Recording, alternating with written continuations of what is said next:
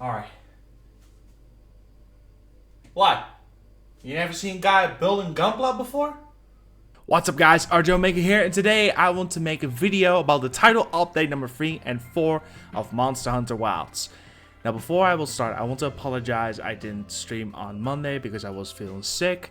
And you know, hay shorts is not fun. I mean, I have medicine, but it's not fun. It's also because of the weather here in the Netherlands. First it's sunshine and rain, and sunshine and rain, it's so annoying.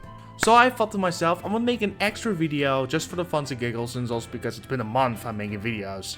Lately I'm just doing streams all over the place. Mario Kart Tuesday Live, sometimes Monster Hunter, Donkey Kong Bonanza, Deltarune, etc, etc. But today we're going to focus on Monster Hunter and what I thought about the title update and for the title update monsters they should bring back for title update 3 and 4. So let's get started with title update number 1. Now Mrs. Sune came back with Soshia. Soshia is the endgame boss for the story of Monster Hunter Wilds. But Mrs. Sune was the first return monster in the series, but also the first main title for Mrs. Sune because she always appeared on the side games or the secondary games of the generations, and it's good to see them coming back. And I really like how they did here because one, they not only brought back the Soul Serum mode, which is actually a deviant version, or one of the versions from Mrs. Sune that turns from bubbles to fire, and I really like about that. You know, bring something new to the mix. And the music, I do miss the Rise version of Mrs. Sune, but I think it's also good because I get hand to it. I mean, Rise version is still the best out of the bunch. However, the reason also why they brought it back is because one, in Japan you had the Sakurai season with the cherry blossoms, and it makes sense that Mrs. Sune is coming back on that date. However, on title update number 2, the return of the Lord of the Seas Lagiacrus, and a surprise which I'm really stunned about, Syracuse. So Laki was teased on the end of the title update 1 video on Monster Hunter YouTube page, and I really like it what they did because a lot of people thought, oh, it's going to be like Generations Ultimate. However, they actually not only brought Lagiacrus back with the theme of the desert island, the Trembles of Sea of Land, but also brought back underwater combat. It's not the official underwater combat, but I did like how it still feels underwater combat. You just have to shoot, and just hopefully when he gets red scars, you can use your weapon. It's a step to the right direction. Hopefully they bring back underwater combat. And so far, it feels faster than in Free Ultimate. Like, I play a little bit of Free Ultimate again, and the swimming feels much faster in Wilds, which it's good. Now, enough glorifying Lagiacrus, because, you know, Lagiacrus is my favorite Leviathan of all time. Syracuse was a monster I never faced before, so it was all new for me. And it's hard. It's hard. Like, normal Syracuse is scary. Tempered Syracuse is a fucking nightmare. That motherfucker will make sure you're gonna have a bad day. And there's a reason why he's an invader. He has his kicks, he has his pine cones. I like the music they use in it, and the arm set looks beautiful. But its rider kick is the deadliest you have to avoid because you're bleeding. You need wild jerkies to make sure of it. Shout out to All Out and Fincut for advised me to use wild jerky to stop the bleeding. And I thought, oh god, this is going to be really hard. And it is hard, but it's if you see on the video, I managed to beat him without getting caught. So I'm getting better and better. And so far, Tempered Syracuse is the closest we get so far for now as a master rank, which it's not, but feels that way, you know? I cannot wait what they're gonna do for master rank in Wilds.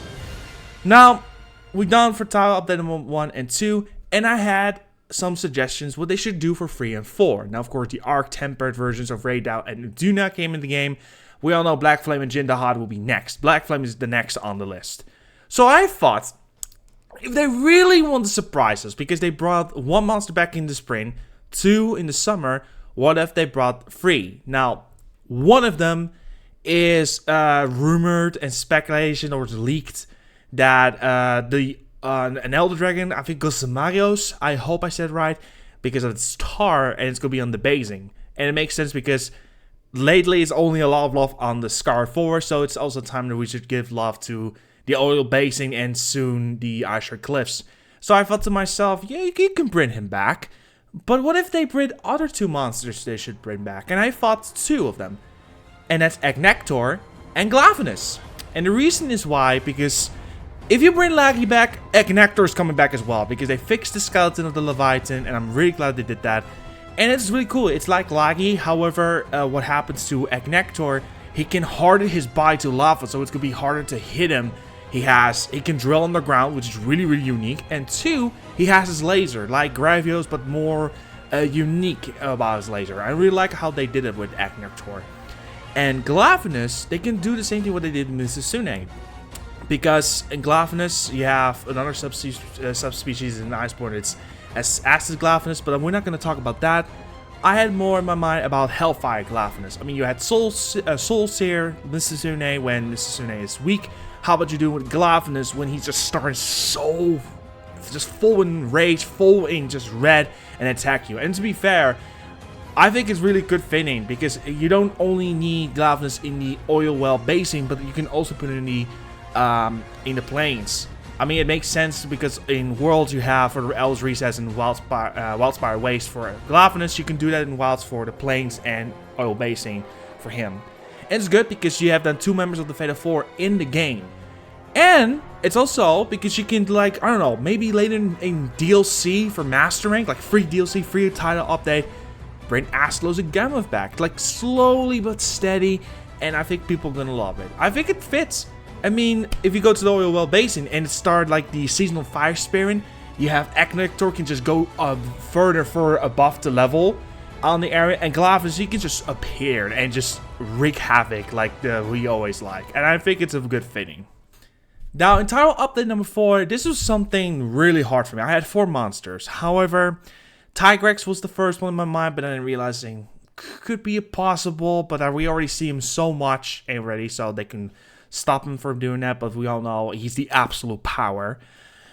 And I thought Lunagaron from Iceborne. So, no, not Iceborne, sorry, Sunbreak. Sunbreak. It's the other version of Ologaron, but the Ice Wolf version. But then I realized there's 2 other monsters that can really fit for the Ice Shard Cliffs. 2 of them is Beartodus from Iceborne and Gros Harak from Rise. I mean, it makes sense because 1, you don't have, it was really surprising me, the same in World, you don't have Leviathans. Now in Wilds, you don't have Physicus Wyverns, which is like the fish versions. They go just like Beartodus, Laviosol, but I think Beartodus really fits in that area because of the snow. And so far, I really enjoyed him more than the other 2.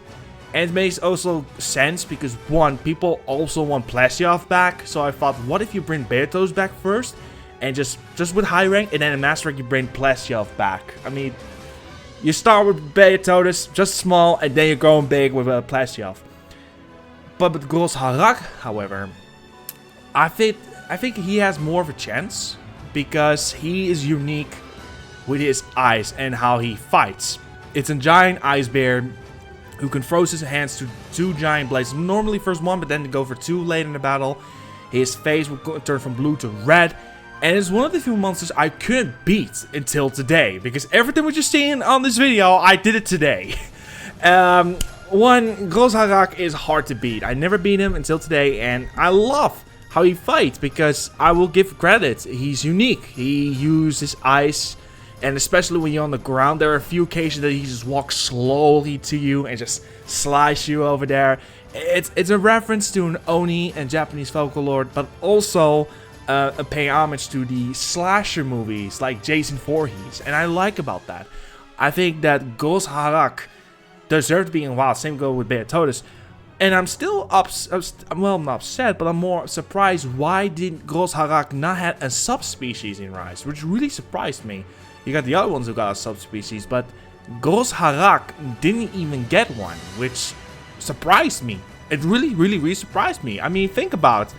Imagine, you have just a Dodogama suddenly appeared in the Ice Shard Cliffs, and then Gros Harak steps in, and Gros Harak just finished them off. Like the scene which you seen with Nursilla and Young Kutku, and suddenly Gormagala, but then you do it with Dodogama and Gros Harak. They can do that as well, and I think it's cool because Beartodus has a great armor set, which it looks like the ultimate version of Kamen Rider Kuga, and Gros Harak, I think it fits with the Caverin. Like, he can be so sneaky, he can just attack you from behind, and I think those are the 2 monsters I think it is a perfect fit for title update number 4. But what do you guys think about this? What do you want to see for title update number 3 and 4? I'm gonna see it from the comment section below. I will really respond really fast. And I hope you enjoyed this video. Don't forget to smash the like button for me because it's very appreciated if you do so. And I see you guys hopefully next week Monday with Monster Hunter Wilds live stream with Arc Tempered Uduna and the Flame Fate Season Festival. Thank you so much for watching. See you guys next time. Bye bye.